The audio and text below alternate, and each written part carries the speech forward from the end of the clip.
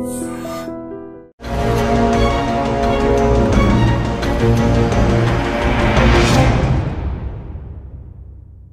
To I dream special debate. New ఇయర్కి ఇంకా కొన్ని రోజులు మాత్రమే ఉన్నాయి. అయితే కొత్త సంవత్సరం కొత్త ఆశలు మోసుకొని రావటం మాత్రమే కాకుండా సరికొత్త భయాన్ని తీసుకువస్తుంది, కంటికి కునుకుని దూరం చేస్తుంది. అది JN.1 ఒమిక్రాన్ వేరియంట్.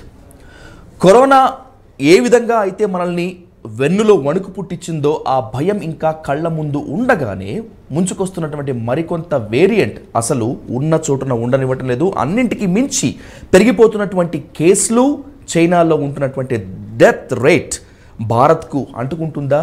ఒకవేళ గనక అదే నిజమైతే మళ్ళీ మృత్యు గంటికలు తప్పవా? వీటిని అడ్డుకోవడానికి మన దగ్గర వ్యాక్సిన్స్ ఏమీ లేవా? ఉన్న వ్యాక్సిన్స్ పనిచేయవా? ఇలాంటి వేలాది ప్రశ్నలు మన మీదకి ముప్పేట దాడి చేస్తున్నటువంటి నేపథ్యంలో అసలు ఈ కొత్త వేరియంట్ను ఏ విధంగా ఎదుర్కోవాలి? డిసెంబర్లోనే ఈ వేరియంట్ ఎందుకు విశ్వరూపం చూపిస్తోంది?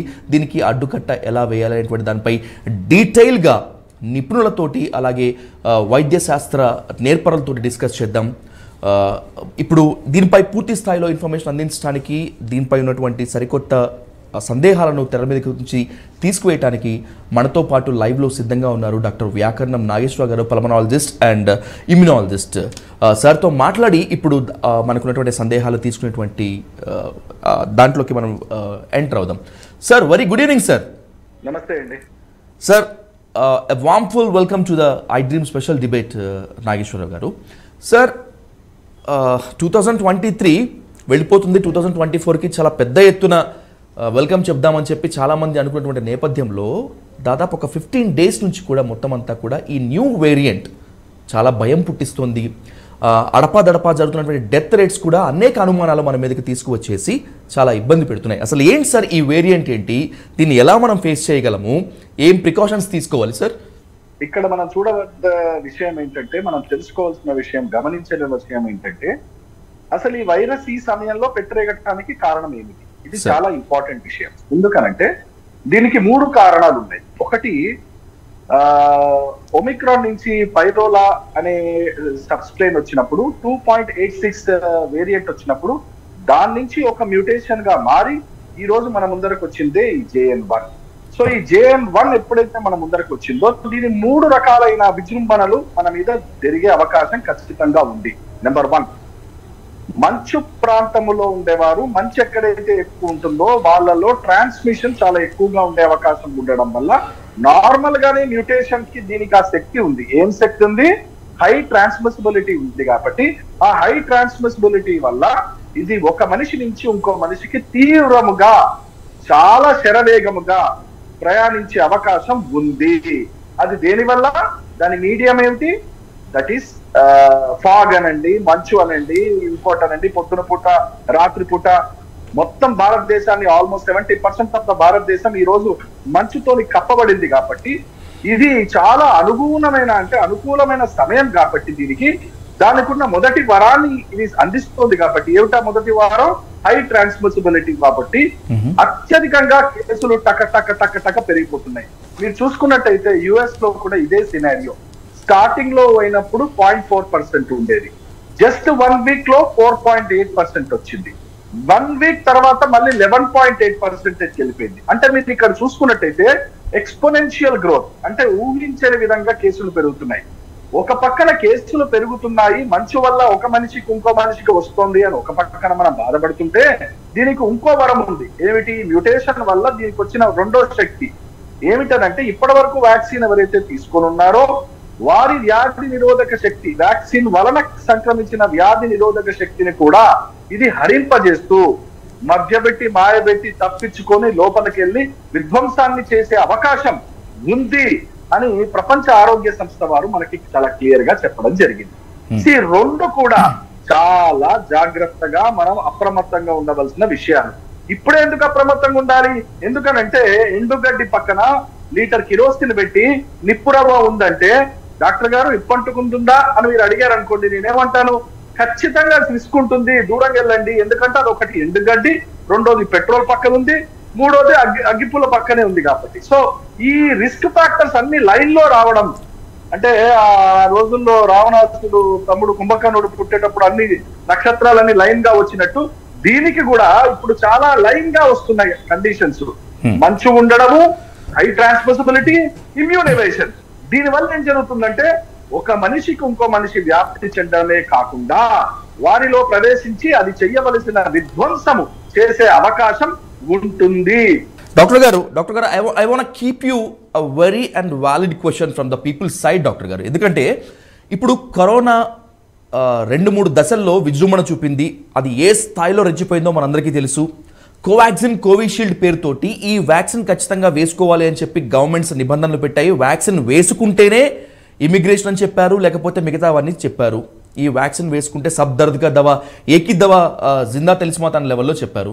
కానీ యాజ్ యూ టెల్లింగ్ దట్, మీరు ఇప్పుడు కనుక చెప్పుకున్నట్లయితే వ్యాక్సిన్ వేసుకున్న తర్వాత కూడా వచ్చినటువంటి ఆ ఇమ్యూనిటీ పవర్ని కిల్ చేస్తుంది అనేటువంటిది న్యూ వేరియంట్. అంటే ఇప్పుడు ఆ వ్యాక్సిన్ ఎందుకు కనిపెట్టినట్టు, ఎందుకు బలవంతంగా ఇంజెక్ట్ చేయించినట్లు, ఇప్పుడు అది ఎందుకు పనికిరాదని చెప్తున్నట్లు సార్? అంటే ఇక్కడ మనం గమనించవలసింది ఏంటంటే మనం ఒక ప్రభుత్వ వ్యవస్థలో ఉన్నాం. మనం ఎన్నుకున్న ప్రధానమంత్రి, మనం ఎన్నుకున్న ముఖ్యమంత్రి, దాని నెత్తి మీద రాష్ట్రపతి, దాని పక్కనే రైట్ హ్యాండ్ లో వచ్చేసి మనకి supreme court of India, left hand లో వచ్చి మిలిటరీ వ్యవస్థ. ఇవన్నీ పటిష్టమైన వ్యవస్థలు, మనం గౌరవించదగ్గ వ్యవస్థలు. కాబట్టి వాటికి మనలాగనే చర్చలు తండోపతండాలుగా చర్చలు చేసి ఏమాత్రమైన ఉపయోగం ఉంటుందనే మంచి సద్గుణముతోనే వాళ్ళు ఆలోచించి దీన్ని ప్రవేశపెట్టారనే భావన మనకి కలగాలి. సో ఆ భావన కలిగింది, అందుకనే చాలా మంది వెళ్ళి తీసుకున్నారు. కానీ ఆ తీసుకున్న తర్వాత ఏ భావనతోటైతే, ఏ ఆలోచనతోటైతే వీళ్ళు ఆ వ్యాక్సిన్ పంచారో, గుచ్చారో, కొన్ని రోజులైన తర్వాత, కొన్ని నెలలైన తర్వాత అది కొంత మన లెక్కలు తప్పామా అని ప్రపంచ దేశాల నుంచి వచ్చిన డేటానే చెప్తోంది. సో అందుకనే వారు అప్పుడు చేసిన పని మంచి కోసమే చేశారు. వెల్ఫేర్ స్టేట్ అని అంటాం, జనాలకు ఉపయోగపడే ఆలోచన పెంపొందించే నాయకులున్న రాజ్యము అని అంటాం. అలాంటి మంచి భావనతోనే మనం చూడాలి. కానీ మనం ఎన్ని మాట్లాడుకుంటున్నా, ఎన్ని కవిత్వాలు పలికినా, ఎన్ని చిలక పలుకులు పలికినా టప్ప రాలిపోతున్నారు. యువత గుండెపోట్లు వస్తూనే ఉన్నాయి, న్యూరోలాజికల్ డిజార్డర్స్ పెరుగుతూనే ఉన్నాయి. దీనికి సమాధానం చెప్పేవారు మాత్రం లేరు. సో ఇవన్నీ ఒక పక్కన గవర్నమెంట్ ని నమ్ముతున్నాము, ఇంకో పక్కన గవర్నమెంట్ లో ఉన్న వాళ్ళు ఎవరండి? ఇప్పుడు పక్కన జగన్నాథన్ లాంటి వారు, ఆ పెద్దలు పూజ్యులు, అట్లాంటి వాళ్ళు సైంటిస్టులుగా సీఎంలు గారు కదా. ఒక మనిషి అయ్యాడు అబ్దుల్ కలాం గారు, చేతులెత్తి దండం పెట్టాలి. అట్లాంటి వాళ్ళు రేర్ గా వస్తారు. మిగతా వాళ్ళందరూ కూడా రాజకీయ ప్రోద్బలంతో వచ్చిన వాళ్ళు కాబట్టి వాళ్ళకి పాపం అంత సబ్జెక్ట్ నాలెడ్జ్ ఉంటుంది కాబట్టి వాళ్ళు డిపెండ్ అవుతారు. సో వాళ్ళు ఎవరి మీద అయితే డిపెండ్ అవుతారో అప్పుడు మంచిగా ఆలోచించారు కాబట్టి. కానీ వ్యాక్సిన్ తీసుకోవడం వల్ల ఇప్పుడు యథాతథ పరిస్థితుల్లో అంతగా మిమ్మల్ని ప్రొటెక్ట్ చేస్తుందా అని అంటే ఉండదు అనే భావన ఉండాలి. లేదనంటే వ్యాక్సిన్ తీసుకున్నా కదా, నాకేంటి, నేను ఇక్కడ హైదరాబాద్ లో బయలుదేరాను, ఒకటి గుచ్చుకున్నాను, ఢిల్లీలో వెళ్ళి ఇంకోటి గుచ్చుకున్నాను, లండన్ లోకి వెళ్ళి 2 గుచ్చుకున్నాను, 4 తీసుకున్న వాళ్ళు ఉన్నారు నా దగ్గరకు వచ్చి చెప్పేవాళ్ళు. ఎవరైనా ఎన్నైనా తీసుకోనండి. ఇప్పుడున్న పరిస్థితుల్లో ఇమ్యూన్ ఎవేషన్ అనేది మనం మాట్లాడుతున్నామో దానికి మీరు వ్యాక్సిన్ తీసుకున్నారా, తీసుకోలేదా, అది చాలా చక్కగా పసిగడుతుంది. అది తప్పించుకుని ఎలా వెళ్ళాలో దానికి తెలుసు. ఆ మ్యూటేషన్ అర్థమే అది. డాక్టర్ నాగేశ్వర గారు, please permit me one second మీరు చర్చలో పాల్గొనే డాక్టర్ ప్రొఫెసర్ జగన్నాథం గారు కూడా మనతో మాట్లాడడానికి సిద్ధంగా ఉన్నారు. ఆయన వ్యూ పాయింట్ కలుగుకునేటువంటి ప్రయత్నం చేద్దాం. గుడ్ ఈవినింగ్ జగన్నాథం గారు. సార్ నమస్కారం sir, welcome to white dream special debate.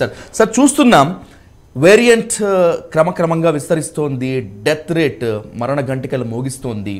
ఒక పక్క భారత ప్రభుత్వాలు కావచ్చు, లేకపోతే ఇంకేదన్నా వైద్యశాస్త్ర నిపుణులు కాబట్టి హెచ్చరికలు పట్టించుకోనట్టుగా ఉన్నటువంటి పరిస్థితి, దాదాపు చేతులు తీసిన పరిస్థితిగానే ఉన్నట్టు ఆఫ్ ద రికార్డ్ చెప్తున్నారు. How do explain? ఏంటి సార్, మీరేం కామెంట్ చేస్తారు ఇప్పుడు సిచ్యువేషన్స్ మీద? ఎలా ఫేస్ చేయాలంటారు?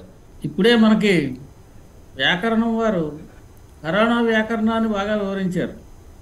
ఎందుకంటే ఈ కరోనా ఆ ఏబిసిడీని మార్చుకుంటోంది, అంటే మ్యూటేషన్ చెందుతోంది.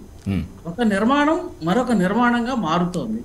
ఈ ఒక నిర్మాణం మరొక నిర్మాణంగా మారినప్పుడు ఈ కొత్త నిర్మాణం ఏర్పడినటువంటి దానికి లక్షణాలు ఏ విధంగా ఉంటాయి అని ప్రెడిక్ట్ చేయడానికి కూడా శాస్త్రవేత్తల వల్ల చేత కాదండి, అయ్యే పని కాదు. కారణం ఏంటంటే మనకి కరోనా వ్యాక్సిన్ సోకిన తర్వాత ఆ వచ్చిన వాళ్ళ వ్యాధి లక్షణాలను బట్టి ఇది సోకుతున్నటువంటి దీంట్లో 2 ముఖ్యమైనటువంటి లక్షణాలు ఉంటాయి. ఒకటి ఎక్కువ మందికి సోకే లక్షణం ఒకటి రెండవది సోకిన వాళ్ళ యొక్క ఉధృతిని బాగా పెంచేది, అంటే ఇన్ఫెక్టివిటీని పెంచేది రెండోది. ఈ 2 రకాలైనటువంటి లక్షణాలు ఇటువంటి మ్యూటేషన్స్కి వస్తున్నాయి. ఈ రెండిటిల్లో ఏది ఇందులో ఎక్కువగా ఉంది అనేటువంటి దాన్ని మనం స్పష్టంగా అర్థం చేసుకోవాల్సిన అవసరం ఉందండి. ఇది అర్థం చేసుకోవాలంటే మనకి థియరిటికల్గా ఎన్ని మ్యూటేషన్స్ వస్తాయనేటువంటి కంప్యూటేషనల్ నాలెడ్జ్ దాని ప్రకారంగా మనం చెప్పగలిగినా ఫలానా నిర్మాణం కలిగినటువంటి వైరస్ ఈ వ్యాధి లక్షణాలు కలగజేస్తుందని కానీ లేదా ఇంతటి వ్యాప్తిని కలిగి ఉంటుందని కానీ మనం ప్రిడిక్ట్ చేయగలిగేటటువంటి ఎల్గారిథమ్స్ కానీ ప్రిడిక్ట్ చేయగలిగేటువంటి పరిస్థితి కానీ మన దగ్గర లేదు. ఈ పరిస్థితుల్లో మనకి సహజ సిద్ధంగా వచ్చినటువంటి వేరియంట్ ఏదైతే ఉందో ఈ వేరియంట్ ఏమిటి అన్నది కనుక్కునే శక్తి సామర్థ్యాలు మన దగ్గర ఉన్నాయి. ఇది కొంతమందికి స్ప్రెడ్ అయిన తర్వాత దీని గురించి మనకి ఇది స్ప్రెడ్ అయ్యే లక్షణం ఎక్కువ ఉందని లేదా ఇన్ఫెక్షన్ చేసిన తర్వాత ఇన్ఫెక్టివిటీ ఎక్కువగా ఉందని దాని ఆర్జీలో వాల్యూస్ అలా రకరకాలైనటువంటి గణాంకాల ద్వారా ఇది ఎంతమందికి ఒక వైరస్ ఒకళ్ళు ఎంతమందిని వ్యాధిగ్రస్తులు చేయగలరు లేదా ఒక వైరస్ ఇది ఇన్ఫెక్ట్ చేసిన తర్వాత ఎంత ఉధృత స్థాయిలో వారికి ఈ రోగ లక్షణాలను పెంచగలదు అనేటటువంటి విషయం మనం స్టడీ చేసిన తర్వాత మాత్రమే తెలుస్తుంది. అటువంటి పరిస్థితుల్లో గ్రహించినటువంటి మ్యూటెంట్లో JN1 మ్యూటెంట్ ఒకటి. ఇంతకుముందు ఒమిక్రాన్ వచ్చినప్పుడు మనం ఏమనుకున్నాం, మనకి వ్యాధి లక్షణాలు తక్కువగా ఉన్నాయి, మైల్డ్గా ఉన్నాయి, కాబట్టి దీనివల్ల మనకి ఎక్కువ ప్రమాదం లేదనేటువంటి స్థితికి వచ్చాం. 3rd వేవ్ 4th వేవ్లు వచ్చిన తర్వాత 5th వేవ్ అలా వేవులు మారిన తర్వాత దీనివల్ల కొంత ధైర్యం వచ్చింది. దీనికి ధైర్యం రావడానికి కారణం ఏంటంటే 2 కారణాలండి. ఒకటి వ్యాక్సినేషన్ తప్పనిసరిగా కొంత పనిచేసింది. రెండవది కొంతమందికి మనం ఈ కరోనా వ్యాధిగ్రస్తులైన వాళ్ళకు కూడా లక్షణాలు లేకుండా ఉన్నటువంటి వాళ్ళు కొంతమంది ఉన్నారు. ఎసిమ్టోటిక్ అని పిలిచాను దీన్ని. ఈ ఎసిమ్టోటిక్ లక్షణాలు ఉన్న వాళ్ళు కావచ్చు, వైరస్ ఇన్ఫెక్ట్ అయ్యి చేసినటువంటి ఇన్ఫెక్షన్ వచ్చి తగ్గిన వాళ్ళు కావచ్చు, లేదా మనం వ్యాక్సినేషన్ ఇచ్చినటువంటి వాళ్ళు కావచ్చు. వీళ్ళందరూ కలిసి వీళ్ళకి కొంత ఇమ్యూనిటీ వచ్చింది. మనం వ్యాక్సినేషన్ ఇచ్చినప్పుడు కూడా ఒక మాట స్పష్టంగా చెప్పాము, వ్యాక్సినేషన్ ఇవ్వడం వల్ల కరోనా వ్యాధి ఆగదు. ఒకవేళ వ్యాక్సిన్ ఇచ్చిన తర్వాత కరోనా వ్యాధి యొక్క ఉధృతిని తగ్గిస్తుంది, అంటే మరణాలకు వెళ్ళే వాళ్ళని మరణాలు లేకుండా ఆపు చేస్తుంది, ఇన్ఫెక్టివిటీ ఎక్కువగా ఉండే వాళ్ళకి అంత ఇన్ఫెక్టివిటీ లేకుండా తగ్గిస్తుంది. ఇటువంటి లక్షణాలను కలిగి ఉన్నటువంటి పరిస్థితి ఉంది కాబట్టి మనం వ్యాక్సినేషన్ అందరికీ ఇవ్వాలన్నాం. అది వ్యాక్సినేషన్ అందరికీ సజావుగానే పనిచేసింది. అయితే వ్యాక్సిన్ ప్రకారమే ఈ కొత్త వైరస్ పనిచేయాలా అంటే ఇప్పుడు ఇందాక మనకి నాగేశ్వరరావు గారు చెబుతున్నట్టుగా ఇది ఇమ్యూనిటీని ఎవేజివ్ మ్యూటెంట్ అయిందనుకోండి, అప్పుడు మనకి ఇంత మునుపు వచ్చినటువంటి ఇమ్యూనిటీ సరిపోకపోవచ్చు. అటువంటి పరిస్థితుల్లో కూడా దీనికి మరొక లక్షణం ఉందని మనకు వ్యాక్సినేషన్ ఇచ్చినప్పుడు 2 రకాలైనటువంటి ఇమ్యూనిటీ శరీరానికి వస్తుంది. ఇది మనం తెలుసుకుంటే ఆ వ్యాక్సిన్ ఏ రకంగా పనిచేస్తుంది అనేది తెలుస్తుంది. అంటే స్థూలంగా ఒకటి హ్యూమోరల్ ఇమ్యూనిటీ అంటారు, అంటే మన శరీరంలో యాంటీబాడీస్ రైజ్ అవుతాయి. ఇది వచ్చిన వెంటనే మనకి జ్వరం అది రావడం వల్ల ఏదో పనిచేస్తోంది అనే ఒక రకమైనటువంటి సూచన మనకు కలుగుతుంది. ఈ వచ్చినప్పుడు ఫస్ట్ లైన్ ఆఫ్ డిఫెన్స్ ఏంటంటే యాంటీబాడీస్. అయితే ఈ యాంటీబాడీస్ ఎక్కువ కాలం శరీరంలో ఉండవలసిన అవసరము లేదు, ఆస్కారము లేదు. కొంతకాలానికి అవి శరీరంలో నశించిపోతాయి. శరీరం పరిస్థితి ఏమిటి? ప్రొఫెసర్ గారు 1 సెకండ్, మీ విలువైన సూచనలు, మీ విలువైన విశ్లేషణ ఐడ్రీమ్ వీక్షకులకి చాలా అవసరము. అయితే ఇప్పుడు డాక్టర్ నాగేశ్వరరావు గారు చాలా హరియెస్ట్ బిజియెస్ట్లో ఉన్నారు. ఆయన చాలా రిక్వెస్ట్ చేసి మనము డిస్కషన్లో కూర్చోబెట్టారు. మీరు అనుమతిస్తే నాగేశ్వరరావు గారిని ఒక 2 నిమిషాలు మాట్లాడించి సార్ని మనం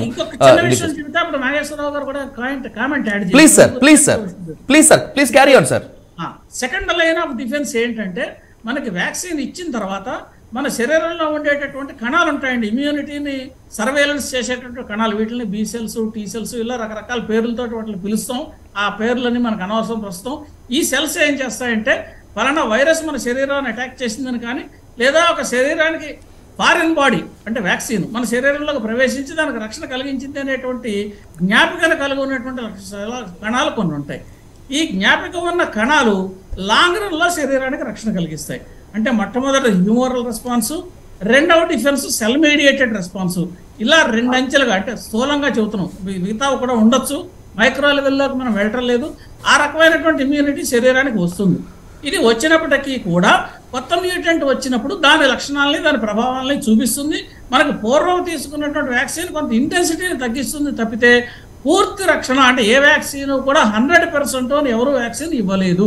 ఇది మనం దృష్టిలో పెట్టుకోవాల్సిన ముఖ్యమైనటువంటి అంశం అండి. రైట్, థ్యాంక్ యూ ప్రొఫెసర్ గారు.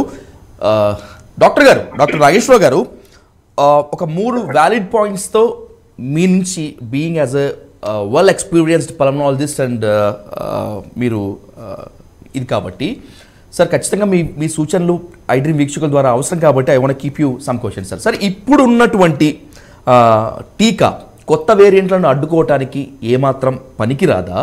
వీటి కోసం మరికొత్తవి కనిపెట్టాల్సి ఉంటుందా అనేటువంటి ఈ రెండు అంశాలతో పాటు అసలు ఇప్పుడు కొత్త వేరియంట్ లక్షణాలని ఏ విధంగా గుర్తుపట్టాలి? అంటే ఇప్పుడు సాధారణంగా వస్తున్నటువంటి జ్వరానికి, గొంతు నొప్పులకి, ఒళ్ళు నొప్పులకు కూడా వేరియంట్ అని చెప్పి భయపడుతున్నటువంటి ఈ సమయంలో ఎలా గుర్తుపట్టాలి అసలు వీటిని? జగన్నాథన్ గారు is the master of the subject కాబట్టి వారు డెఫినెట్ గా ఈ గొట్ కమాండ్ ఆన్ దిస్. చాలా చక్కగా చెప్పారు డిఫెన్స్ సిస్టమ్స్ గురించి. వారు చెప్పిన విశ్లేషణలోనే మనకి పెద్దలు మాట్లాడిన దాంట్లోనే సమాధానం కూడా ఇమిడి ఉంది. ఏమిటనంటే, ఎస్, నేను ఈ రోజు భయపడి ఈ రోజు కరోనా వ్యాక్సిన్ గుచ్చుకున్నాను అనుకుందాం. నాకు 15 రోజుల్లోనో వారం రోజుల్లోనో అది నాకు ప్రొటెక్షన్ గా వచ్చే అవకాశం తక్కువ. ఎందుకనంటే దానికి ఒక సమయం, దానికి ఒక కాల పరిమితి ఉంది. అది లోపలికి వెళ్ళంగానే ఇదేదో గ్లూకాన్ డి అడ్వర్టైజ్మెంట్ లో వాడు గ్లూకాన్ డి తాగంగానే ఇలా పెద్దగా అయిపోయి సూపర్ మ్యాన్ లాగా దూకినట్టు అలా ఉండదండి. యాంటీబయాటిక్స్ ఫంక్షన్ అని మీ వ్యాక్సిన్ కానీ it takes time. It effects the immune system. ఆ సెల్యులార్ లెవెల్లో ఇమ్యూన్ సెల్స్ ని అది మార్చే అవకాశంగా దాన్ని వాడతాం. కరాఖండిగా చెప్పాలంటే ఇప్పుడున్న పరిస్థితుల్లో వ్యాక్సిన్ గురించి ఎంత తక్కువగా మాట్లాడితే అంత శ్రేయస్కరం. మరి ఏం మాట్లాడాలండి? ఏం మాట్లాడాలి అంటే, ఫస్ట్ నువ్వు ఇప్పుడు ఎలా ఉంది అంటే సునామీ వస్తుంది, గవర్నమెంట్ కి ఫోన్ చేస్తున్నారంటే 2 హెలికాప్టర్లు పంపిస్తారా అని అడిగామనుకోండి, వాడు నీ ఫోన్ ఎత్తి మాట్లాడి, వాడు వేరే లైన్లు పెట్టి, వాడు డిఫెన్స్ మినిస్ట్రీకి చెప్పి, వాడెత్తి ఫోన్ చెప్పి, పైలట్ ఇడ్లీ తింటుంటే వాడు వచ్చి వాడు హెలికాప్టర్ వేసుకుని వచ్చే లోపల మిమ్మల్ని గుర్తుపట్టడం కష్టం. ఎందుకంటే ఆ సునామీ కొట్టుకోబోతారు. మీరు అసలు ఉంటామో లేదో తెలియదు కదండి సార్. అసలు ఇంపాసిబుల్. ఇప్పుడు మీరు చేయవలసింది ఏంటంటే, మీరు ఆల్రెడీ సింబల్ మీ ముందర ఉంది. మీరు ఏం చేయాలి? పోలీస్ కి ఫోన్ చేస్తారా? ఫారెస్ట్ డిపార్ట్మెంట్ కి ఫోన్ చేస్తారా? పరుగు మీరు ఎక్కడికి వెళ్ళాలో, ఎక్కడికి ఎక్కుతారో, ఏ చెట్టుకు ఎక్కుతారో, ఏ పుట్టను దాక్కుంటారో first you protect your yourself అంటాం కదా. Same situation. ఈ రోజు ప్రజలు కరోనా ముందర నిలబడ్డారు. ఈ పరిస్థితుల్లో నేనేం చేస్తే బాగుపడతాను, నా కుటుంబాన్ని నేను ఏం చేస్తే కాపాడగలుగుతాను అని తెలుసుకోవాల్సిన అవసరం కుటుంబంలో ఉన్న పెద్దకి బాధ్యత, అందరినీ చూసుకోవాల్సిన బాధ్యత ఉంటుంది. ఇక్కడ ఐ డ్రీమ్స్ ప్రేక్షకులకి ఇప్పటి వరకు ఎవ్వరూ కూడా ఆలోచించని విషయము ఒక ఇమ్యూనాలజిస్ట్ గా నేను నిస్సందేహంగా చెప్తున్నాను. ఏం జరుగుతుందనంటే, ఎంతసేపు జలుబే కదా, ఏమైతుంది, వైరస్సే కదా, దగ్గే కదా, 2 రోజులు జ్వరం వస్తే ఇంట్లో పడుకుంటాను కదా, దాని వల్ల నష్టం ఏమిటి? మాత్రం 4 రోజులు పడుకొని 5వ రోజు తిరిగి వెళ్ళిపోతాను, నేను జయించేశాను, కోవిడ్ వారియర్స్, ఇలా మనం మాట్లాడుకున్నాం కదండి స్టార్టింగ్ లో. ఇప్పుడు నేను చెప్తున్న విషయాలు చెప్తున్నాను. ఒక్కసారి ఇంట్లో పిల్లి దూరింది అనుకోండి, ఆ కిచెన్ లో గిన్నెలు పడేస్తుంది, అక్కడ పాలుంటే పాలు కింద పడేస్తుంది, అక్కడ అన్ని నానా ధ్వంసం చేసి వెళ్ళిపోతుంది పిల్లి మనం వచ్చేసరికి. అదే పిల్లి కాదనుకోండి, ఒక సింహం వచ్చింది మీ ఇంట్లోకి, అది ఏం చేస్తుంది? నీ కిచెన్ దగ్గర పాలు ఇదో చూడదు, అది వెయిట్ చేస్తూ ఉంటుంది. ఎప్పుడు డోర్ ఓపెన్ చేస్తాడా లటక్మని పట్టుకొని నోట్లో పెట్టుకుందామని చూస్తుంది. ఈ రోజు మనం డీల్ చేస్తున్న విషయం ఒక సింహం గురించి. అంటే అది రావడం అనేది జరిగితే డ్యామేజ్ అవ్వడం అనేది ఖచ్చితము. ఆ డ్యామేజ్ చావు వరకు వెళ్తుందా? వెళ్ళకపోవచ్చు, కానీ డ్యామేజ్ ఇస్తే టైర్ ఎంత గట్టిదైనా, నేను బండల మీద రాళ్ల మీద తిరిగితే డ్యామేజ్ వియర్ అండ్ టేర్ ఉంటుందా? టైర్ కి ఉంటుందా? ఉంటది. వాడు ఎన్ని అడ్వర్టైజ్మెంట్ చెప్పినా ఆ టైర్ కి వియర్ అండ్ టేర్ ఉంటది. అట్లాగే ఎంత మనం చెప్పినా కూడా నాకేం లేదండి, నేను బయటపడ్డానండి అని అంటారు. కాదండి, ఒక్కసారి వైరస్ సోకితే మీ శరీరములో ఉన్న అవయవాలని, వ్యాధి నిరోధక శక్తిని, కీలకమైన మెటబాలిక్ డిజార్డర్స్ ని తెచ్చిపోతుంది. అది చాలా మంది ఏమనుకుంటారంటే కరోనా వైరస్ వల్ల దెబ్బ పడుతుందా, వైరస్ వల్ల దెబ్బ పడదా అని, కరోనా వ్యాక్సిన్ వల్ల దెబ్బ పడుతుందా లేదా అని మనం మాట్లాడుకున్నాం. వైరస్ వ్యాక్సిన్ వరకు కాదు, ఈ వైరస్ ఇంజనీర్, ఈ వైరస్ డ్యామేజ్ చేయడానికి వస్తుంది. ఈ వైరస్ రావడమే మీ కాలేయమో, మీ మూత్రపిండాలో, మీ మెదడో డ్యామేజ్ చేయడానికి వస్తుంది. సో అది మీరు ఇంటి నుంచి బంగ్లా నుంచి పతంగి వదిలిపెట్టారనుకోండి, మీరు ఎటెల్లాలో మీరు ఎట్లాగైతే గైడ్ చేస్తారో దాన్ని, అట్లాగే ఈ వైరస్ కూడా అలాగే తయారు చేయబడ్డదనే విషయం మర్చిపోవద్దు. అది రావడం అనేది జరిగితే డ్యామేజ్ తథ్యం. ఆ డ్యామేజ్ వల్లనే, ఇమ్యూన్ చేంజెస్ వల్లనే మెటబాలిక్ డిజార్డర్స్ వస్తున్నాయి, సెరిబ్రల్ బ్లీడ్స్ అవుతున్నాయి, కార్డియాక్ ప్రాబ్లమ్స్ వస్తున్నాయి, వైరస్ వ్యాక్సిన్ గురించి తర్వాత మాట్లాడదాం. అసలు వైరస్ డేంజరస్ అంటున్నా నేను, అది రావద్దంటున్నా నేను. ఇంట్లో సింహం వచ్చినట్టే అది ఎవరిని తలలో పెట్టుకొని పోతుందో, ఎవరిని కటక్ సపరించుకుంటూ పోతుందో తెలియదు. ఓకే, చాలా మందికి తెలియదండి. డాక్టర్ నాగేశ్వర గారు, ఎస్ నాగేశ్వర గారు, మీరు చెప్పింది వాస్తవమే. అది పిల్లి కాదు సింహమే, ఒప్పుకుంటాను. కానీ సింహాన్ని రాకుండా ఎలా ఆపాలి అసలు? ఒకవేళ వస్తే ఏ విధంగా ప్రొటెక్ట్ చేసుకోవాలి? 4-5 విషయాలు అంటే నేను ఒక 4-5 డేస్ నుంచి కొంతమంది పేషెంట్స్ ని ట్రీట్ చేసిన తర్వాత ప్రత్యేకముగా వాళ్ళకి నేను ఫోన్లు చేసి, అయ్యా నాకు మీ కంప్లైంట్స్ నాకు వివరంగా చెప్పండి అని రాత్రి 11-12 బుక్కును నోట్స్ రాసుకుంటూ నేను అర్థం చేసుకున్నానండి. దీన్ని ఏంటనంటే, నెంబర్ 1 గొంతులో గరగర ఉండడం. నెంబర్ 2 ఫస్ట్ చాలా మందికి వచ్చేదే సోర్ థ్రోట్. చాలా మందికి సోర్ థ్రోట్ గా మొదలవుతుంది ఫస్ట్ డే నాడు. సెకండ్ డే నాడు ఏం జరుగుతుంది? తుమ్ములుగా, ముక్కు కారడంగా, తలంత దిమ్ముగా. థర్డ్ డే ఏమైతుంది? పొడి దగ్గు. ఫోర్త్ డే దగ్గు తెమడ. ఫిఫ్త్ డే వరకు పోయిన తర్వాత అప్పుడు ఆయాసం గాని, కొద్ది ఒళ్ళంత నొప్పులు గాని, విపరీతమైన జ్వరం గాని, వాడికి థర్డ్ డే నుంచి ఫోర్త్ డేనే వస్తున్నాయి ఇవన్నీ. సో మనం గమనించవలసింది ముఖ్యం. నాకు ఒకవేళ గనక జలుబు ఉంది, నాకు ఒకవేళ తలకాయ నొప్పి ఉంది, నాకు గొంతు కొద్దిగా కిచకిచ ఉంటుంది, నాకు ఇబ్బంది అవుతోంది, మింగటానికి కష్టంగా ఉంది అన్నప్పుడే ఇది ఫస్ట్ సింటమ్స్. ఎవరైతే ఈ ఫస్ట్ సింటమ్స్ ని గమనించి ట్రీట్మెంట్ మొదలు పెడతారో చక్కగా అద్భుతంగా బయటపడతారు. సింహం ఉంది అని కిటికీలోంచి చూసిన తర్వాత గడియలు చక్కగా పెట్టుకొని ఎవడైతే ఇంట్లో ఉంటాడో ఆ సింహం వీడి తలకాయ నవలకుండా పోతుంది. సో జాగ్రత్త పడాల్సిన అవసరం ఉంటుంది. సో ఇది మనం గమనించాలి.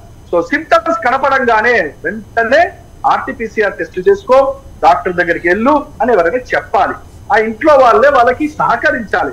అయ్యా నువ్వు వెళ్ళు నాన్న, నువ్వు చేసుకో నాన్న, బాబాయ్ నువ్వు ఉండొద్దు, నువ్వు టెస్ట్ చేయించు అని చెప్పాలి. కానీ ఇప్పుడు దురదృష్టం ఏంటంటే, టెస్ట్ ఏదైతే ఏందండి, ఆ వేరియంట్ అయితే ఈ వేరియంట్ అయితే ఏందండి, 2 రోజులు ఇంట్లో పడుకుంటావు అంతే కదండి. నేను మళ్ళీ చెప్తున్నాను, వైరస్ డేంజరస్. వైరస్ వల్లనే అవయవాలు దెబ్బతినే అవకాశం ఉంటుంది. దానికి అవకాశం ఇయ్యకండి. ఫస్ట్ డే అరికట్టండి. ఫస్ట్ సెకండ్ డే ఎవరైతే అరికడతారో చక్కగా 100% కోలుకునే అవకాశం ఉంటుంది. Right sir, thank you so much doctor Nageswara గారు. మీ విలువైన సమయాన్ని మాకు కేటాయించి ఏ జాగ్రత్తలు తీసుకోవాలో, ఏ జాగ్రత్తలు తీసుకుంటే ప్రాణాపాయం రాదో అని చెప్పి ఇంత బిజీ షెడ్యూల్లో కూడా ఐ డ్రీమ్ వీక్షకులకు విలువైన సమాచారాన్ని మాకు అందించినందుకు thank you so much for the participation of in to this debate sir. మళ్ళీ ఈ వేరియంట్ అయిపోయేంత వరకు ప్రజలకు మొత్తానికి భయం కన్నా కూడా అవేర్నెస్ ముఖ్యం కనుక మీలాంటి వెల్ ఎక్స్పీరియన్స్డ్ పల్మనాలజిస్ట్ అండ్ అలాగే ఇమ్యునాలజిస్ట్ యొక్క సలహాలు, సూచనలు మాకు అవసరం అయినప్పుడు ఖచ్చితంగా మిమ్మల్ని కాంటాక్ట్ చేస్తాం. Thank you so much sir. Thank you so much. Jagannatham గారు నమస్కారం సార్. నమస్కారం. స్టూడియో వారికి నమస్కారం. Thank you. Thank you so much sir. Let's discuss this topic with professor Jagannatham గారు. ఇప్పటి వరకు డాక్టర్ వ్యాకరణం నాగేశ్వర గారు చేసినటువంటి సలహాలు, సూచనలతో మాత్రమే కాకుండా కొన్ని సున్నితమైన హెచ్చరికలను కూడా చూసాం. అలాగే తనకున్నటువంటి విశేష అనుభవంతో ఈ వ్యాక్సిన్స్ ఏ విధంగా అడ్డుకుంటాయి, కొత్త వేరియంట్లని మనం ఏ విధంగా అడ్డుకోవాలి, ఏ విధంగా ప్రాణాపాయం నుంచి బయటపడాలని తెలియజేసేందుకు ప్రొఫెసర్ జగన్నాథం గారు మనతో ఉన్నారు. మాట్లాడదాం. జగన్నాథం గారు, ఇప్పటి వరకు డాక్టర్ వ్యాకరణం నాగేశ్వర గారు ఏం చెప్పారో మనం చాలా జాగ్రత్తగా విన్నాం. మీరు కూడా చాలా కీన్గా అబ్జర్వ్ చేశారు. ఏంటి సార్, మీ కామెంట్ ఏంటి సార్? అటు ఇది ప్రభుత్వాల వైఫల్యమా, లేకపోతే వ్యాక్సిన్ వేసుకున్నా కూడా కొన్ని జాగ్రత్తలు పోకపోవటం వల్ల రైజ్ అయినటువంటి దీని ఒక మాన్స్టర్ అనుకోవాలా? ఎలా ఫేస్ చేయాలి సార్ ఇప్పుడున్నటువంటి ఈ సిచ్యువేషన్స్ని? ఇది ప్రభుత్వ వైఫల్యం కాదు, ప్రజల వైఫల్యం కాదు. ఇది వైరస్ యొక్క లక్షణం. ఎందుకంటే వైరస్ మనకు మొట్టమొదటి వచ్చినప్పుడు దాన్ని చూసి మనం లాక్డౌన్ చేసుకున్నాం.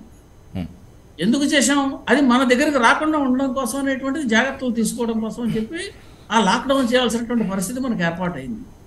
ఇది వైరస్లో ఉన్న లక్షణం ఏమిటంటే, ఈ వైరస్ అనేక మంది ఒకళ్ళ నుంచి ఒకళ్ళకి సోకేటప్పటికి ఇది పరివర్తనాలు చెందేటటువంటి లక్షణాలు కూడా కలిగి ఉంది. అంటే మనకు మొట్టమొదట COVID-19 2019 సంవత్సరంలో ఏదొచ్చిందో ఇప్పుడు ఈవేళ వైరస్ లేదు. ఇప్పుడు దాంట్లో ఉన్న స్పైక్ ప్రోటీన్లో అనేక రకమైనటువంటి మార్పులు చెందాయి. అందుకనే దానికి JN1 అని, XBB అని, BA2 అని ఇలా రకరకాల నామకరణాలు చేస్తూ వచ్చాం. ఒక్కొక్క మ్యూటెంట్కి ఒక్కొక్క నామకరణం చేస్తూ వచ్చాం. అయితే మనం అనుకున్నట్టుగా ఒక్కొక్క మ్యూటెంట్ కొన్ని ప్రత్యేక లక్షణాలు కలిగి ఉంది. ఇప్పుడు ముఖ్యంగా JN1 వచ్చేటప్పటికి వచ్చే పరిస్థితి ఏంటి అంటే, ఇది తప్పనిసరిగా కొన్ని మరణాలను కూడా కలగజేసింది. ఇది చాలా ముఖ్యమైనటువంటి విషయం అండి. మనకి కేవలం ఒక వైరస్ వేరియంట్ వచ్చి జ్వరం రంప దగ్గుతో ఆపు చేస్తే మనకు వైద్యుల దగ్గరికి వెళితే దీన్ని తగ్గించుకునే ఉన్న పరిస్థితి దగ్గరికి ఆగితే ఉన్న పరిస్థితి వేరు. మనం వైద్యుల దగ్గరికి వెళ్ళిన తర్వాత కూడా దీని తీవ్రత ఎక్కువగా ఉండి మరణాలకు తీసుకెడుతోంది అంటే మనం తీసుకోవాల్సిన జాగ్రత్తలు కూడా ఎక్కువగా అవసరము అని. ఎందుకంటే మరణాల నుంచి రక్షించడం కోసమే కదా మనం వ్యాక్సినేషన్ చేసినా, మందులు వేసినా, వైద్యం దగ్గరికి వెళ్ళినా మరణాల నుంచి రక్షించుకోవడం కోసం అని చెప్పింది. అయితే డాక్టర్ గారు చెప్పినట్టుగా ఇవి లక్షణాలు క్రమేపీ పెరుగుతున్నాయి. ఇప్పుడు వారు చెప్పినట్టుగా మొదటి స్థాయిలో ఉన్నటువంటి లక్షణం ఎప్పుడైతే గ్రహించామో ఆ మొదటి స్థాయిలో లక్షణం ఉన్నప్పుడు మాత్రమే ప్రజలు వెళ్ళి వెంటనే పరీక్షలు చేయించుకోవడం సరైనటువంటి మార్గం. అక్కడ మనకి అది కరోనా వైరస్ అవునా కాదా అన్న విషయం తేలుతుంది. అది కరోనా వైరస్ అవునా కాదా అని చెప్పి RT-PCR చేసిన తర్వాత నిర్ధారణ చేసిన తర్వాత దానికి ఏ రకమైనటువంటి వైద్యం చేయాలి. ఇది ఇన్ఫ్లుయెన్జా, ఎందుకంటే ఈ JN1 అనేటువంటి వేరియంట్ ఏదైతే వచ్చిందో దీనికి ఇన్ఫ్లుయెన్జా లైక్ ఇన్ఫెక్షన్స్, అంటే ఇన్ఫ్లుయెన్జా వైరస్ అటాక్ చేస్తే ఏ రకమైన లక్షణాలు ఉన్నాయో దీనికి కూడా రమారమిగా అవే లక్షణాలు ఉన్నాయి. కాబట్టి మనకి మిస్లీడింగ్ రిజల్ట్స్ అనమాట. అంటే ఒక వైరస్ మనకు మిస్లీడ్ చేస్తోంది. ఇది ఇన్ఫ్లుయెన్జానా కరోనానా ఈ రెండింటికి మధ్యలో ఏదో తెలియని పరిస్థితి. అందుకని ఇందాక డాక్టర్ గారు క్రమేపీ పెరుగుతున్న లక్షణాలు చెప్పేటప్పుడు మొదటి దశ, రెండవ దశ, ఏదో దశలో కనీసం వెళ్ళి పరీక్ష చేసుకుని వెంటనే ఐసోలేషన్ అయిపోవాలి. ఈ ఐసోలేషన్ అనేటువంటిది మొట్టమొదటి నుంచి మనం చెబుతున్నాం. ఏం చేద్దంటే కరోనా వైరస్ వచ్చిన వాళ్ళ దగ్గర నుంచి వాయుగోళాల ద్వారా, ఏరోసాల్స్ ద్వారా చుట్టుపక్కల పరిసరాలకు వ్యాప్తి చెందుతోంది. కాబట్టి తప్పనిసరిగా ఐసోలేషన్లోకి వెళ్ళి డాక్టర్ సూచనలు, సలహాలు ప్రకారం సరైనటువంటి వైద్యం చేయించుకోవాలి. అయితే కొంతమందికి, చాలామందికి ఇప్పుడు ఈ వచ్చినటువంటి JN1 వైరస్ ఒక 99% దాకా వచ్చినటువంటి జనాభాకి ఇంటి దగ్గర ఉండి వైద్యం చేయించుకుంటే కూడా తగ్గుతోంది అనేటువంటి కొన్ని రిపోర్ట్లు వస్తున్నాయి. కాబట్టి అంత ఇదిగా లేదు. అలా అని చెప్పి మనం దాన్ని నెగ్లెక్ట్ చేస్తామా? మరణాలు కూడా సూచిస్తుంది, కొన్ని మరణాలు కూడా జరిగాయి. కాబట్టి మరణాలు జరిగాయి. ఇప్పుడు ఒక రోజులో మనకి 400 కేసులు పెరిగినట్టుగా రిపోర్ట్లు తెలుస్తున్నాయి. ఒక రోజులో 400 కేసులు, మొత్తం దేశవ్యాప్తంగా ఇవాళ ఉన్న కేసులు రమారమే 4000 కేసులు ఉన్నాయి. అవును సార్. దీంట్లో 100 కేసులు పైబడి JN1 వైరస్ అని మాత్రమే చెబుతున్నారు. అంటే ఈ 400 కేసులే ఉన్నాయా, ఈ 4000 కేసులే ఉన్నాయా, లేదా ఇంతకు మించిన కేసులు ఏమైనా ఉన్నాయా, ఇది మనకు తెలియదు. ఎందుకంటే మైల్డ్గా ఉన్న కేసులు, మైల్డ్గా క్యారీ చేసేవాళ్ళు ఎవరైతే ఉంటారో క్యారియర్స్, ఈ మైల్డ్గా వైరస్ని క్యారియర్స్ చేసేవాళ్ళు, ఎసిమ్టోటిక్ వాళ్ళు, వీళ్ళు ఎవరైతే ఉంటారో వాళ్ళు కూడా పొటెన్షియల్లీ స్ప్రెడ్ చేయడానికి ఆస్కారం ఉన్నటువంటి వాళ్ళు. Okay sir. అయితే వీళ్ళకి మైల్డ్గా ఉండి వీళ్ళు ఏదైనా కోమార్బిడిటీ ఉన్న వాళ్ళకి దీన్ని ట్రాన్స్మిట్ చేశారనుకోండి, అటువంటి పరిస్థితుల్లో కోమార్బిడిటీ ఉన్న వాళ్ళకి డేంజర్ ఎక్కువగా ఉంటుంది ఈ ట్రాన్స్మిట్ చేసిన వాళ్ళకంటే.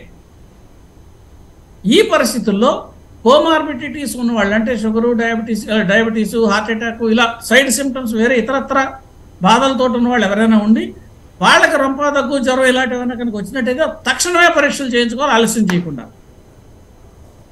వృద్ధులైన వాళ్ళు, వీళ్ళల్లో ఎవరికి ఈ సిమ్టమ్స్ కనిపించినా తక్షణమే పరీక్షలు చేయించుకోవాలి. ఈ పరీక్షకి మనం సరైనటువంటి ఏర్పాట్లన్నీ కూడా గవర్నమెంట్ చేసే, ఎందుకంటే కోవిడ్ వచ్చిందని చెప్పి సెంట్రల్ గవర్నమెంట్ కూడా అందరికీ హెచ్చరికలు, అన్ని రాష్ట్ర ప్రభుత్వాలకి హెచ్చరికలు జారీ చేయడం జరిగింది. రమారమే 28 జిల్లాలు ఈ కోవిడ్ వ్యాధిని ఏవే ఉన్నాయో వాటిని కూడా వాళ్ళు గుర్తించారు. ఇటు కేరళ కావచ్చు, మహారాష్ట్ర, తెలంగాణ, ఇలా రకరకాల, ఒరిస్సా, మహారాష్ట్ర, ఇలా ఎక్కడెక్కడ ఏ ఏ రాష్ట్రాల్లో ఎన్నెన్ని కేసులు ఉన్నాయని కూడా గుర్తించారంటే డిటెక్ట్ చేయగలిగినటువంటి గుర్తించి చెబుతున్నారు.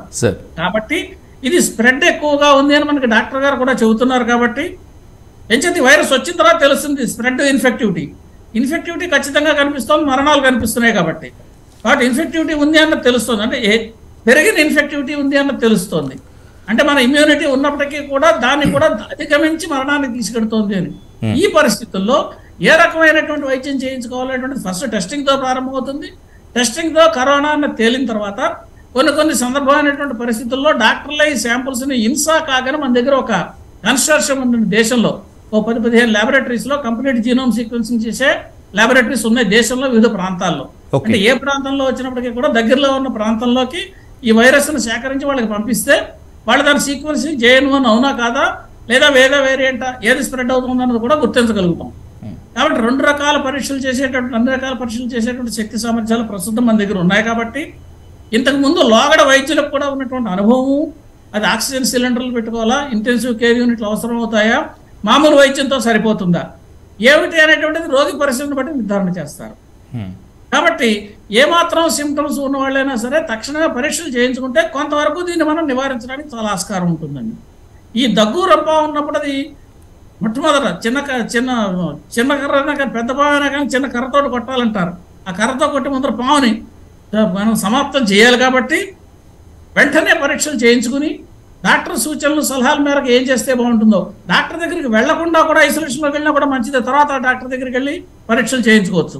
ఎందుకంటే స్ప్రెడ్ నిరోధించడం అనేటువంటి చాలా ఇంపార్టెంట్ ఇందులో. కాబట్టి ఈ రకమైనటువంటి జాగ్రత్తలు తీసుకోవడం ద్వారా దీన్ని వ్యాప్తిని కొంతవరకు అరికట్టగలుగుతాం. మళ్ళీ మాస్క్ ధరించడం అనేటువంటిది కూడా ప్రతి ఒక్కరూ కూడా ధరిస్తే మంచిది. అసిమ్టోటిక్ ఉన్న వాళ్ళు కూడా మాస్క్ తీసుకుంటే స్ప్రెడ్ని ఆపు చేయగలుగుతాము. కాబట్టి ఇంతకు మునుపు మనం ఏవైతే కరోనాకి కావాల్సినటువంటి జాగ్రత్తలు తీసుకోవాలని చెప్పామో వాటిలన్నింటినీ తీసుకుంటూ మరొక ముఖ్యమైనటువంటి విషయం ఏంటంటే ఇప్పుడు ఈ వారం రోజుల్లోనూ మనకి పండగలు చాలా వస్తున్నాయి. కాబట్టి అనేకమైనటువంటి మనుషులు గుమిగూడే ప్రమాదం ఎక్కువగా ఉంది, గుమిగూడే అవకాశం ఎక్కువగా ఉంది. ఇటువంటి గుమిగూడే అవకాశం ఉన్నప్పుడు ప్రమాదం పెరిగే అవకాశం కూడా చాలా ఉంది. కాబట్టి వాటి విషయంలో జాగ్రత్త వహించాలనేటువంటిది సూచన అండి. ప్రొఫెసర్ గారు, ఎప్పుడైతే ఈ సిమ్టమ్స్ ఉన్నాయి, వచ్చేందుకు ఆస్కారం ఉంటుంది అనేటువంటి భయం మొదలైనప్పుడు, లేదంటే ఆ లక్షణాలు కనిపించినప్పుడు మీరు చెప్పినట్లుగానే సెల్ఫ్ హైబర్నేషన్ జోన్తోకి వెళ్ళటంతో పాటు అలాగే సెల్ఫ్ క్వారంటైన్ మోడ్లోకి వెళ్ళిపోయినటువంటి తర్వాత ఎలాంటి కొన్ని చిన్నపాటి జాగ్రత్తలు తీసుకోవాలంటే వేడి నీళ్లు తాగటము, ఇలాంటి జాగ్రత్తలు ఏం తీసుకుంటే బెటర్ ఉంటుంది ప్రొఫెసర్ గారు? అవి మామూలుగా మంచినీళ్ళు ఎప్పుడు తప్పనిసరిగా మనం తీసుకునే నీళ్లు శుద్ధమైనటువంటి నీరే ఉండాలి. వేడి నీళ్ళ వల్ల ఏమవుతుందంటే బ్యాక్టీరియల్ ఇన్ఫెక్షన్స్ ఏమైనా ఉంటే అవి కూడా లేకుండా ఉంటాయి. కాబట్టి వేడి నీళ్లు చల్లార్చి తీసుకోమని చెప్పేటువంటి సూచన. వైరస్లు ఉన్నా ఇన్యాక్టివేట్ అవుతాయి, బ్యాక్టీరియా ఉన్నా ఇన్యాక్టివేట్ అవుతాయి వాటర్లో. కాబట్టి తప్పనిసరిగా వేడి నీళ్ళు మంచిదే. మీరు అన్నట్టుగా ఇతరత్ర ఏమిటి అనేటువంటిది ఇమ్యూనిటీ పెంచేటటువంటి ఏమైనా ఉంటే అవి కూడా తీసుకోవచ్చు. ఇమ్యూనిటీ ఆహారం ద్వారా మాత్రమే తీసుకుంటాము, వీఆర్ వాట్ వి ఈట్. కాబట్టి ఇమ్యూనిటీ పెంచేటటువంటి ఏమేమైతే ఆహార పదార్థాలు ఉంటాయి వాటిని కూడా సేకరించవచ్చు. అయితే ఐసోలేషన్లో ఉండడం వల్ల అడ్వాంటేజ్ ఏంటంటే వీళ్ళు ఐసోలేషన్ అయ్యారు కాబట్టి వ్యాధి లక్షణాలు పెరుగుతున్నాయని కనుక తెలిస్తే అప్పుడు పరీక్ష చేయించుకోవచ్చు. అంటే వెంటనే పరీక్ష చేయించుకోవడానికి కొంచెం ఆసక్తి లేకపోయినా, ఆసక్తి అశక్తత ఈ రెండింటిలో ఏవి లేకపోయినా 2-3 రోజులు ఆగితే లక్షణాలు పెరుగుతాయి. కాబట్టి అవసరాన్ని బట్టి అప్పుడైనా కానీ తప్పనిసరిగా పరీక్ష చేయించుకోవాలి. ఐసోలేషన్లోకి వెళ్ళడం అనేటువంటి ప్రారంభంలోనే చేస్తే స్ప్రెడ్ నిరోధించగలుగుతాం. అందుకని ఐసోలేషన్ సూచించింది. సార్, లాస్ట్ టైం కరోనా 2 దశల్లో బాగా విజృంభించినప్పుడు వ్యాక్సిన్ వేసుకుంటే మళ్ళీ ఇలాంటి వైరస్ రాదు అని చెప్పి అనుకున్నాము. మన దురదృష్టవశాత్తు మళ్ళీ ఇప్పుడు JN1 వేరియంట్ వచ్చింది. కనీసం ఇప్పుడైనా కూడా ఈ వైరస్ ఆగిపోతుంది అనుకోవటం మంచిదే అంటారా, లేకపోతే అత్యాశ అంటారా? ఈ వైరస్ గురించి మనం చాలాసార్లు మాట్లాడుకున్నప్పుడు ఏ విషయం చెప్పామంటారంటే ఇప్పుడు ఎండమిక్ స్టేట్కి వచ్చింది. Okay sir. ప్రస్తుతం ఎండమిక్ స్టేట్ అంటే ఏంటంటే అంత ముందు ఉండేటువంటి ఉధృతంగా ఉండేటువంటి ఇన్ఫెక్షన్స్ పెంచేటువంటిది, ఇన్ఫెక్షన్ రేటు పెంచేటటువంటి లక్షణాల నుంచి మనం తీసుకున్న చర్యల ద్వారా కావచ్చు, దాని అంతర్గత దానికి వచ్చినటువంటి మార్పుల ద్వారా కావచ్చు, అది కొంత డార్మిటరీ స్టేట్కి వచ్చిందంటే ఏమీ చేయని పరిస్థితిలోకి వచ్చింది. అంటే మనిషిలో ఉన్నా అది మిమ్మల్ని ఏం చేయకుండా అలా ఉంటుంది. ఇంతకుముందు పాండమిక్ స్టేట్, ఇప్పుడు పాండమిక్ నుంచి ఎండమిక్ వచ్చామా సార్? ఎండమిక్ వచ్చింది. కాబట్టి ఎండమిక్ వచ్చింది కాబట్టి ఇది ఏమవుతుందంటే ఎవరో కొంతమందిలో ఈ వైరస్ ఉందనుకోండి, ఒకళ్ళిద్దరిలో ఎప్పుడూ ఉంటుంది. ఇది పూర్తిగా పోయేటటువంటి వైరస్ కాదు, మన మధ్యన ఎప్పుడూ ఉంటుంది ఈ వైరస్. దీన్ని ఎప్పుడు మనం మర్చిపోకూడదు. అయితే ఈ మన మధ్యన ఉండేటటువంటి వైరస్ ఈ ఎండమిక్ మళ్ళీ పాండమిక్లోకి తీసుకెడుతుందా అన్న ప్రశ్న చూస్తే తప్పనిసరిగా ఈ ఉన్నటువంటి మనం తీసుకున్నటువంటి చర్యలు కావచ్చు, మన భారతదేశంలో మనం చేసినటువంటి వ్యాక్సినేషన్లు కావచ్చు, ఈ రకమైనటువంటి మన వైద్యులు చేసినటువంటి వైద్యం అందించింది కావచ్చు, ఈ హెర్డ్ ఇమ్యూనిటీ కావచ్చు, రకరకాలు మనం ఏవైతే మాట్లాడుకున్నామో ఈ రకమైన ఇంకొక విషయం ఇక్కడ నేను యాడ్ చేయాల్సిన పాయింట్ ఏంటంటే మనకి పాండమిక్ వచ్చినటువంటి రోజుల్లో కూడా ఇతర దేశాల వాళ్ళతో పోలిస్తే భారతదేశంలో ఉన్న వాళ్ళ యొక్క ఇమ్యూనిటీ కొంచెం ఎక్కువగానే ఉన్నట్టుగా మనం కొన్ని రకాలైనటువంటి స్టాటిస్టిక్స్ ద్వారా అర్థం చేసుకున్నాం. Okay sir. మిగతా వాళ్ళతో పోలిస్తే అందుకనే మనకి చాలా మటుకి ఇప్పుడు మనకి ప్రిడిక్షన్స్ ఏంటంటే ఇండియాలో కనుక కోవిడ్ వస్తే ఎన్ని లక్షల మంది మరణిస్తారు అనేటువంటి థీరీస్, అవి ఎస్టిమేట్స్ కూడా చెప్పారు. ఆ ఎస్టిమేట్స్ అన్నీ కూడా రాంగ్ అని ప్రూవ్ అయ్యాయి మన దేశం విషయానికి వచ్చేటప్పటికి.